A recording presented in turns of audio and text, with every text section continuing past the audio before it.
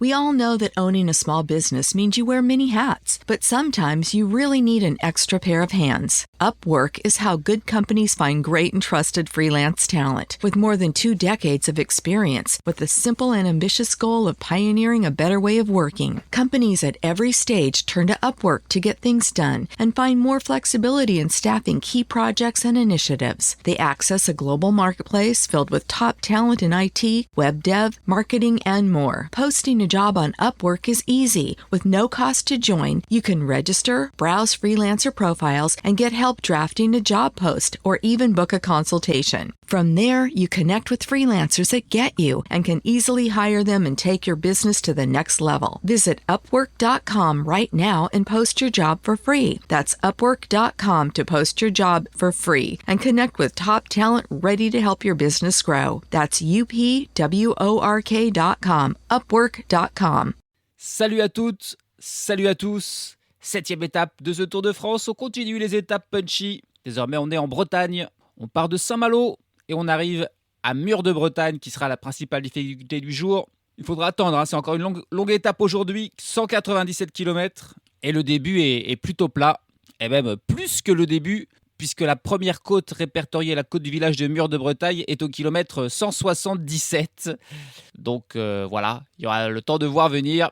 Et ensuite, bien sûr, ça va s'enchaîner avec un premier passage sur le Mur de Bretagne. C'est 2 km à 7,1%. Un premier passage donc à une quinzaine de kilomètres de l'arrivée. Et puis, on y repassera ensuite pour l'arrivée. Les 2 derniers kilomètres sont donc ces 2 km à 7%. L'arrivée au sommet du Mur de Bretagne. Étape un petit peu moins vallonnée qu'hier. Donc l'échappée se fera peut-être un peu plus facilement. Où hier, ça a pris quasiment 2 heures. On verra ça. Est-ce que Mathieu Van Der Poel, en grande difficulté hier sur la fin d'étape, a suffisamment récupéré pour défendre son maillot jaune alors qu'il n'a qu'une seconde d'avance sur Tadej Pogačar? Est-ce que Tadej Pogačar va aller chercher une deuxième victoire d'étape ou est-ce qu'on va enfin avoir une victoire française? Ce genre d'arrivée pour Punchy, c'est parfait pour Grégoire, pour Vauquelin, pour Alaphilippe dans ses grandes heures, voire pour Lenny Martinez s'il est dans une bonne journée. Ou est-ce que comme hier, peut-être une échappée aussi pourrait aller au bout, pourquoi pas? Si ni l'Alpecin de Koenig qui juge Mathieu Van Der Poel trop fatigué, ni la Team Emirates qui n'a pas forcément envie de reprendre le maillot jaune ne roule pas, et ça pourrait aussi permettre à une échappée d'aller au bout. Il y a de l'espoir quand même aussi pour les baroudeurs aujourd'hui. Alors c'est parti. Chute de Bellocchi juste devant Armstrong qui est parti dans le terrain. Et attaque de Pierre Roland. Voilà ce que nous disons depuis le début de ce Tour de France. Une chute terrible. Christopher Froome à pied. Mais quelle image du Tour. On n'a jamais vu ça. 100% cyclisme, le podcast du vélo en direct. Ça va Marion? Désolé. Et allez, le kilomètre 0, on va voir combien de temps ça va prendre pour prendre l'échappée aujourd'hui. Bon, ça attaque direct. La Visma qui recommence. Hein. La Visma qui recommence avec Victor Campenaerts et Wout van Aert, tous les deux, qui se mettent immédiatement à l'attaque. Bon, alors là, la Visma change un petit peu de stratégie. On a presque l'impression qu'ils abandonnent Jonas Vingegaard, mais quand même, ils perdent beaucoup de force. Puis aujourd'hui, c'est pas comme hier. Hier, il y avait eu un sprint intermédiaire au bout de 20 km, donc forcément, il n'y avait pas eu d'échappée avant. Là, le sprint intermédiaire, il est au bout de 120 km, donc forcément, ça va être très différent. Et là, on a un groupe d'une dizaine de coureurs, même un petit peu plus, qui est sorti là, sous l'impulsion justement de Van Aert et de Campenaerts. Ils ont commencé très fort, ça fait une petite cassure. Et déjà, c'est sorti. Il y a du beau monde dans cette échappée. Avec Campenaerts et Wout van Aert, il y a Nils Politt, il y a Sylvain Dillier, il y a Mauro Schmid, il y a Jonas Abrahamsen. Bon, voilà, c'est des énormes rouleurs. Il y a aussi Michael Woods, il y a aussi Anthony Turgis. Il y a Casper Asgreen aussi. Ouais, donc là, ça serait, si cette échappée partait, ça serait l'échappée victorieuse. Là, ça c'est sûr quasiment parce qu'il y a tous les meilleurs rouleurs du peloton et ils sont nombreux en plus. Là, il y a un groupe, il y a des coureurs qui sont encore revenus de l'arrière. Ça fait une échappée quasiment de 20 coureurs. Et qui est-ce qui roule derrière dans le peloton? J'ai l'impression que c'est l'Alpecin quand même, hein, bien qu'ils aient des coureurs dans cette échappée devant. Ah ouais, c'est un coureur de l'Alpecin qui mène le peloton, ce qui veut dire que Mathieu Van Der Poel doit quand même se sentir pas mal. Elle est trop grosse cette échappée, du coup il y a Wout van Aert qui attaque, qui est parti tout seul là. Il est rejoint par Mauro Schmid, le champion de Suisse, et ils sont tous les deux à l'avant. Et c'est parti sur les chapeaux de roue. Va falloir y avoir de la bataille encore pour l'échapper. Et c'est Tim Wellens qui roule dans le peloton. Il y avait un groupe de 7-8 coureurs qui étaient ressortis là à la poursuite du duo Wout van Aert, Mauro Schmid qui est toujours devant. Et Tim Wellens s'est mis, et d'ailleurs a réussi là à les reprendre. Ce qui semble vouloir dire qu'on veut que Tadej Pogačar a clairement l'ambition de remporter cette étape. Parce que la Team Emirates contrôle, ne laisse pas partir un gros groupe. Mais il y a d'autres coureurs qui essayent là, qui vont d'ailleurs revenir sur Mauro Schmid et Wout van Aert. dont la tentative semble un petit peu condamnée. Encore des efforts là faits à l'avant pour Van Aert, qui ne devrait peut-être pas forcément payer, parce que là le peloton suit, on peut dire qu'il n'y a plus vraiment d'échappée là. Alors qu'on est parti depuis déjà à 20 km quand même. Ah bah c'est compliqué, hein. C'est très compliqué pour prendre l'échappée. On est à 148 km de l'arrivée, on est parti depuis 50 km. Et il n'y a personne qui prend même 5 secondes d'avance. On a vu Nelson Poles bien essayer, on a vu Valentin Madouas essayer, on a vu plein d'autres coureurs essayer. Mais les étapes sont de moins en moins tranchantes, hein. J'ai l'impression qu'on y croit de moins en moins. Là c'est Jonas Abramsen pour la Uno X qui est sorti avec un Arkea BNB dans sa roue. Tiens, Wout van Aert qui est revenu, qui tente aussi d'y aller. Mais c'est très compliqué aujourd'hui, encore plus qu'hier, parce qu'hier, il y avait quand même des coureurs qui avaient une 10-15 de secondes et qui ont lutté pour gagner cet écart. Là, il n'y a personne qui arrive à faire un véritable écart. Parce qu'aujourd'hui, à la fois, il y a du monde qui veut être dans l'échappée, mais il y a aussi les équipes des leaders qui veulent s'imposer, ce qui fait que c'est quasiment impossible. D'ailleurs, c'est impossible puisque personne n'arrive à sortir. On l'a peut-être là, ça y est, l'échappée, ça s'est beaucoup battu. On avait Nelson Poles, Wout van Aert, on avait un moment Thomas Gachignard avec Mike Tennyson qui avait pris un peu d'avance mais c'était repris. Et là on a 5 nouveaux coureurs qui viennent de sortir et j'ai l'impression qu'on accepte leur départ. Pourtant il y a un ancien vainqueur du Tour de France dedans, puisqu'il y a Geraint Thomas. Il est accompagné par Alex Baudin pour l'IF Education Easy Post, Ewen Kosciu pour l'Arkea BNB Hotel. On a aussi Marco Haller pour la Tudor, Ivan Garcia Cortina, le sprinter de la Movistar. Et voilà, 5 coureurs, donc aucun très dangereux au classement général. Pas de Visma The Bike non plus à l'intérieur malgré leurs ambitions.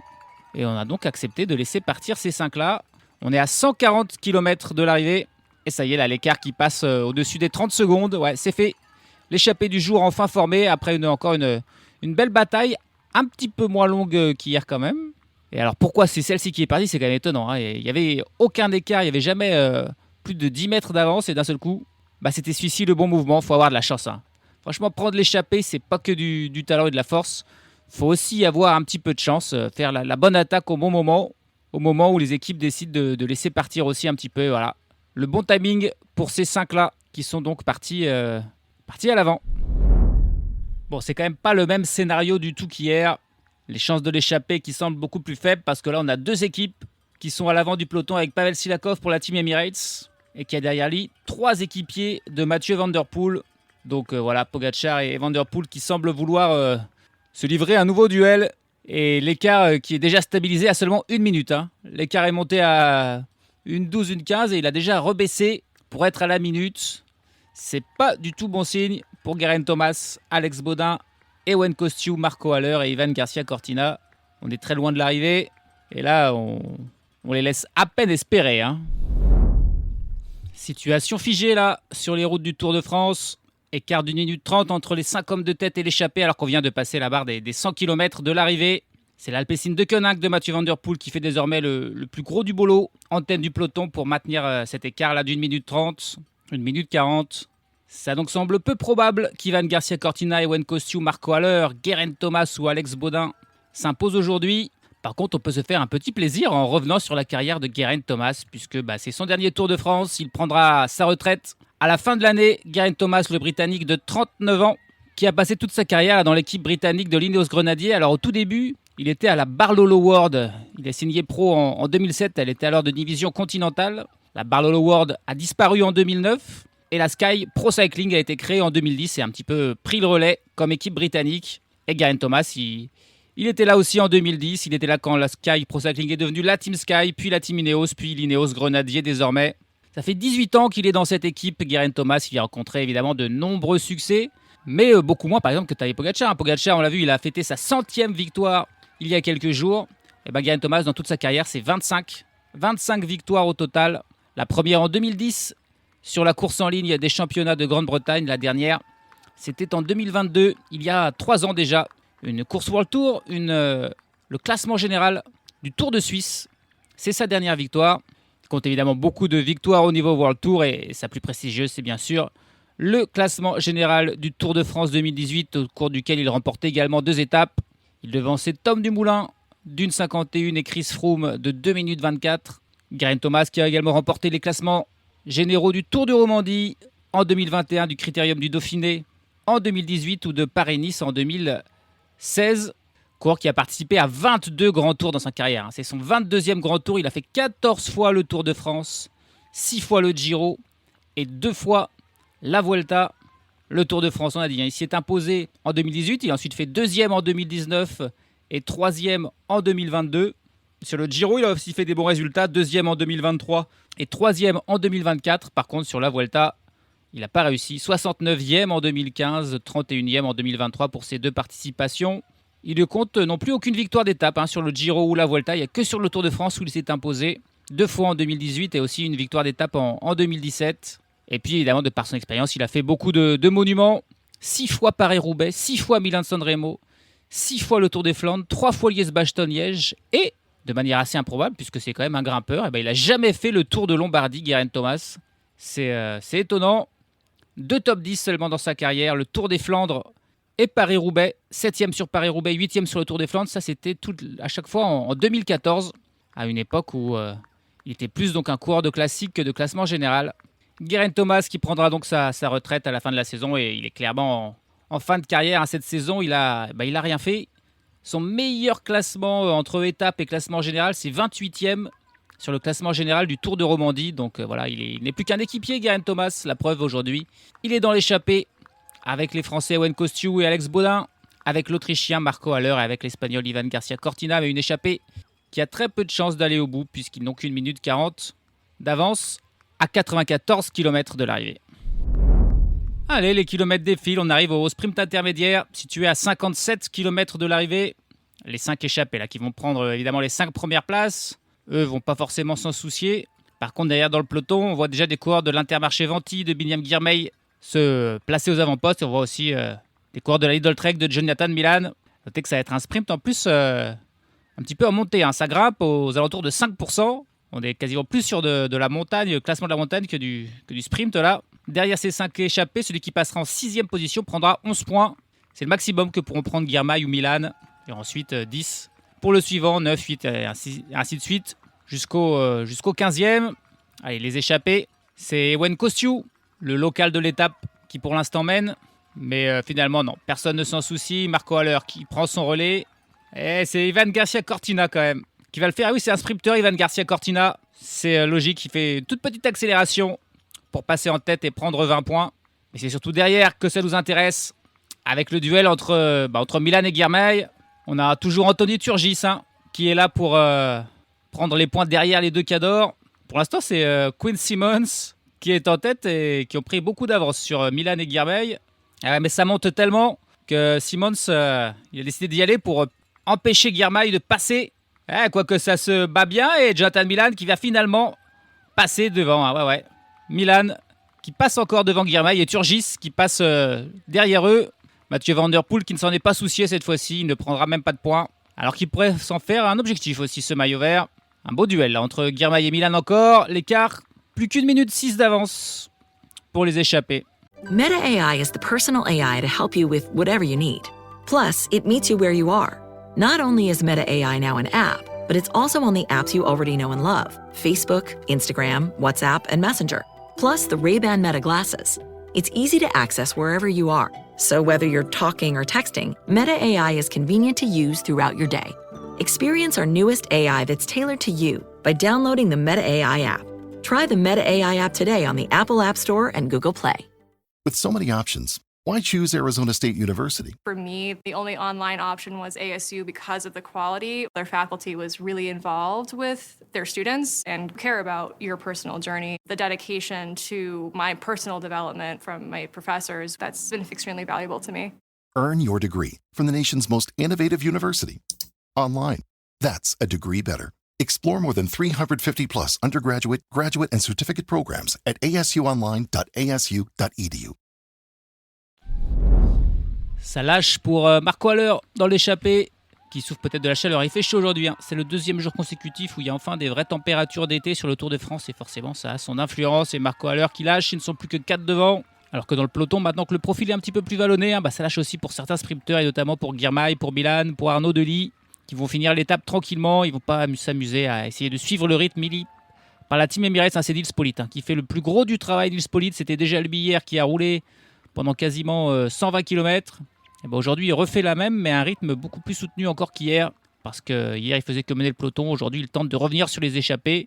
Et il y arrive plutôt pas mal. L'écart n'est toujours que de 1 minute, alors qu'on n'est plus qu'à 37 km de l'arrivée. Allez, 20 km de l'arrivée, les choses sérieuses qui vont commencer avec la première difficulté du jour, enfin, la côte du mur de Bretagne. C'est pas le mur de Bretagne, c'est la côte du mur de Bretagne. Cette espèce d'amuse-gueule, 1 km 400 à 4% de moyenne. Et les 4 hommes de tête, puisque Marco Oller n'y est plus, viennent d'y entrer. Ils ont toujours 1 minute d'avance, 1 minute et 3 secondes d'avance sur le peloton.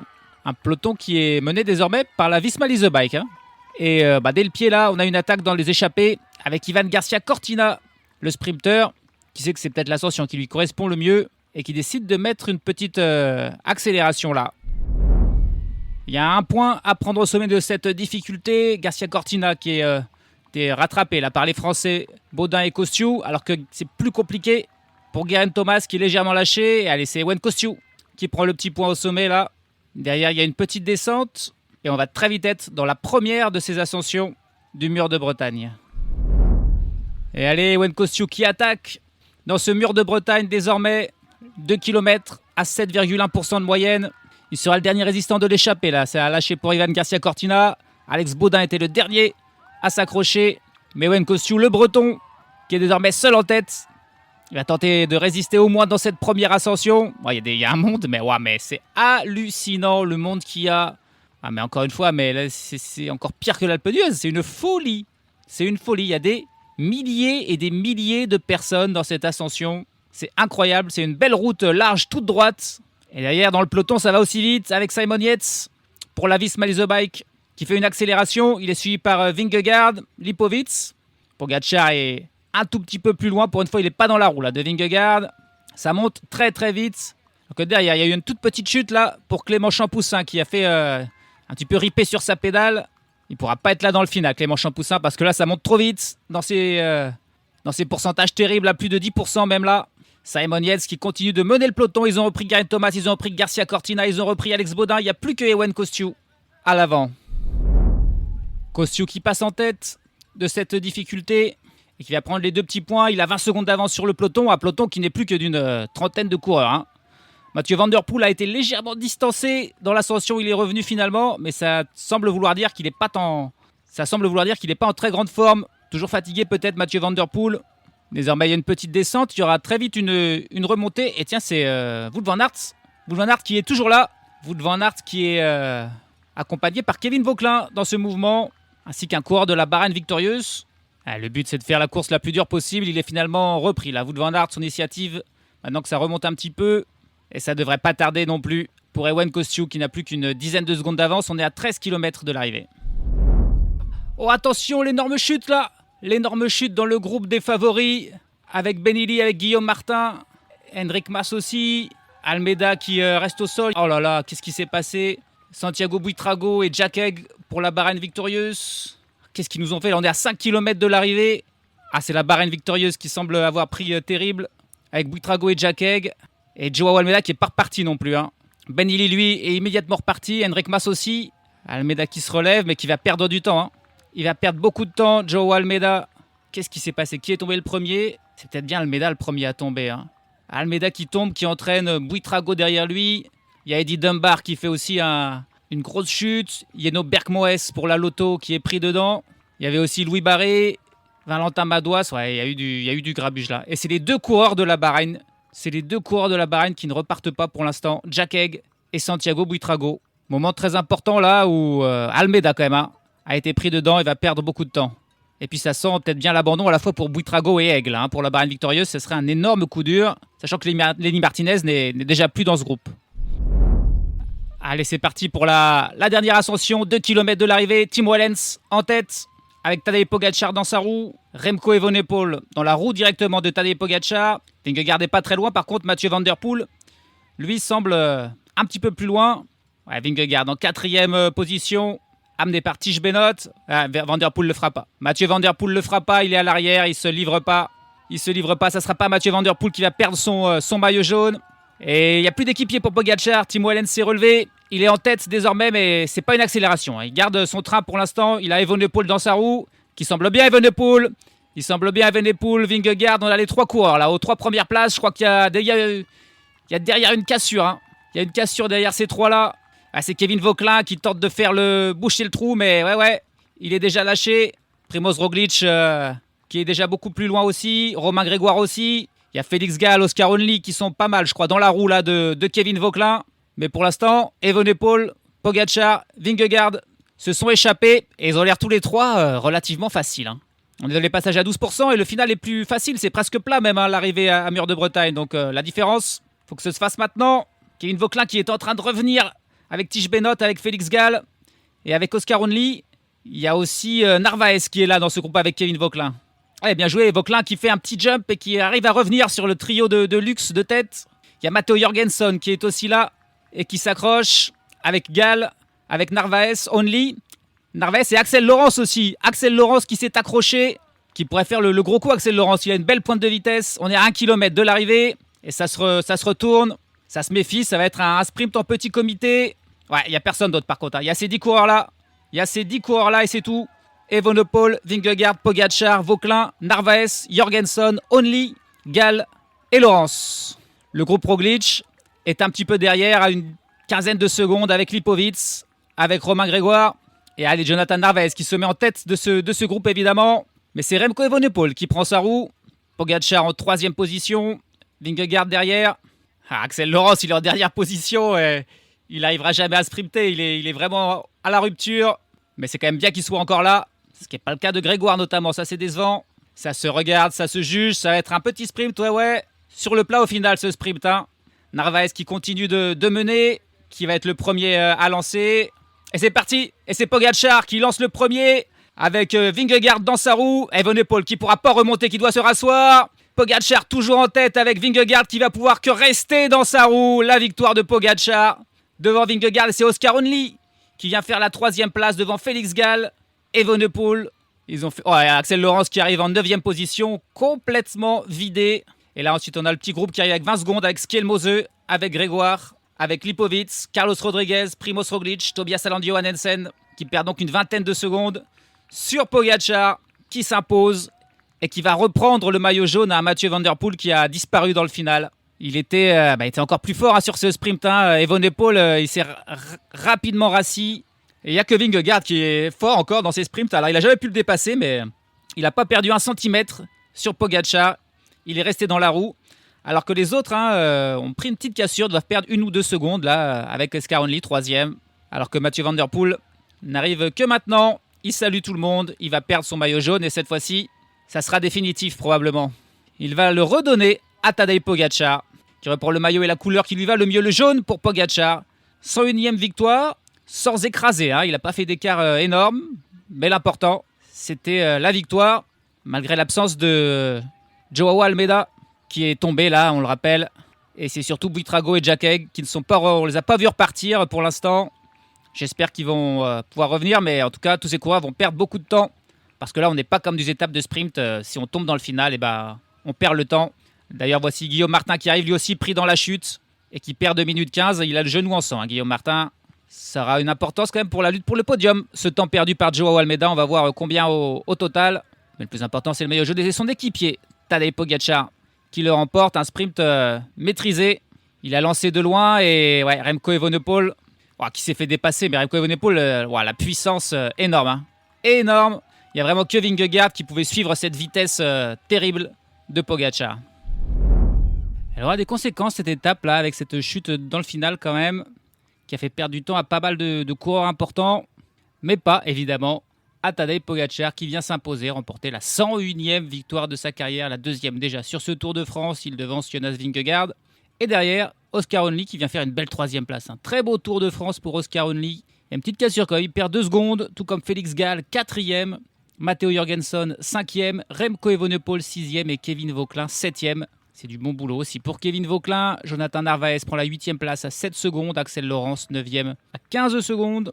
Top 10 complété par Tobias Allan Johannessen qui règle le petit groupe là à 21 secondes où on retrouve notamment Roglic, Lipovic, Skjelmose ou encore Romain Grégoire. Jordan Jegat pour la Team Total Energy était aussi là. Il vient prendre une belle 11e place. Derrière, un petit peu de temps de perdu pour Enric Mas, qui a quand même bien limité la casse. Il termine à 51 secondes. Emmanuel Bourman et Guillaume Martin terminent à 2 minutes 17, Ben O'Connor à 2,31. Mais la vraie information du jour, c'est Joao Almeida qui termine à 10 minutes et 13 secondes. Le Portugais, gros candidat pour le podium et qui perd très très gros aujourd'hui, 99e, 2 jours à 10 minutes 13, pris dans cette chute finale. Il a souvent tendance à traîner en arrière de peloton. Almeida, c'est un peu son style. Et aujourd'hui, il l'a payé cher. Tout comme Santiago Buitrago qui a réussi à repartir. Il termine à 13 minutes et 13 secondes et dit lui aussi adieu à toute ambition au classement général en espérant qu'il va pouvoir poursuivre. Un coureur qui était en dedans aujourd'hui, Joseph Blackmore pour Israel Premier Tech, alors qu'il pouvait peut-être jouer une bonne place au classement général, tout comme Harold Terrada pour l'XDX Astana qui termine à 14 minutes, un petit peu dans le gruppetto. Et puis, si Santiago Buitrago a pu finir, ce n'est pas le cas de Jack Haig qui lui abandonne, l'Australien de la Bahrain Victorious. Et puis un autre abandon aujourd'hui pour cause de maladie, de méforme, c'était en cours de course, Mattia Cataneo, équipier important pour Remco Evenepoel du côté de la Soudal Quick-Step, qui abandonne. Le dernier du jour, c'est Edward Tuns, lui aussi malade toute la journée. Il a quand même réussi à finir, il termine à 17 minutes et 40 secondes. Au classement général, Tadej Pogačar reprend son bien, il est leader. Remco Evenepoel est désormais deuxième à 54 secondes. Kevin Vauquelin de nouveau sur le podium, troisième à 1,11. Vingegaard, quatrième à 1,17. Mathieu Van Der Poel recule à la 5e place devant Matteo Jorgensen. Et puis Oscar Onley remonte à la 7e place devant Florian Lipowitz, Primoz Roglic et Matthias Skjelmose. Joao Almeida, le grand perdant du jour, il était 7e, il est désormais 28e.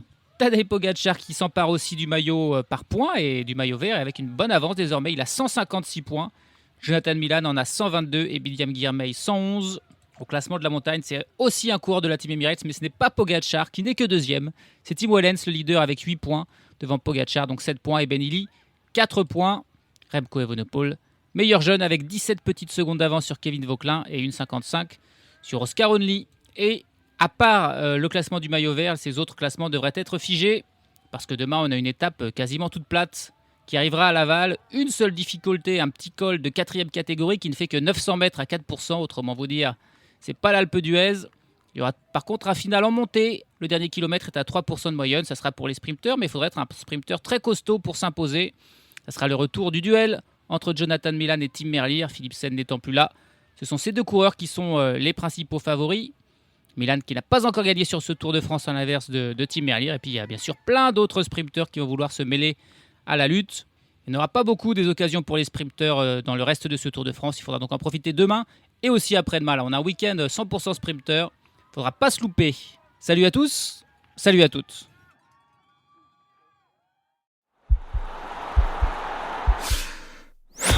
This podcast is part of the Sports Social Podcast Network.